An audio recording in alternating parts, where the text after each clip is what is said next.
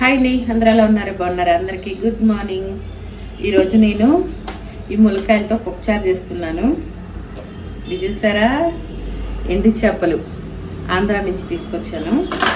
వెళ్ళినప్పుడల్లా 1 కేజీ తీసుకొస్తాను. ఇలా ముక్కలుగా కట్ చేసి ఫ్రిడ్జ్లో పెడతాను. బయట ఉంటే పాడైపోతాయి అని ఫ్రిడ్జ్లో పెడతాను.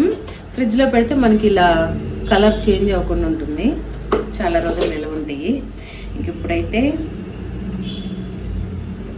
పప్పుచారు, ఉప్పు చేప ఎంతమందికి ఇష్టం. ఈరోజు మా చిన్నోడు తొందరగా నిద్ర లేచి అడవడిగా స్నానం చేసి రెడీ అయిపోయి తొందరగా క్యారేజీ కట్టు నేను వెళ్ళిపోవాలన్నాడు. ఎందుకు ఇంత అడవడి చేస్తున్నావు ఈరోజు అంటే, నిన్న ప్రిన్సిపాల్ అయితే వార్నింగ్ ఇచ్చారంట, ప్రేయర్కి కంపల్సరీ అందరూ ఉండాలి అని. అందుకని ఈరోజు ప్రేయర్కి ముందే వెళ్ళి లైన్లో నిల్చున్నాడు. ఈ పప్పుచారు ఎలా చేస్తానన్నది ఫుల్ వీడియో పెడతాను, చూసేయండి. వీడియో నచ్చితే సబ్స్క్రైబ్ చేయండి, లైక్ చేయండి, కామెంట్ చేయండి.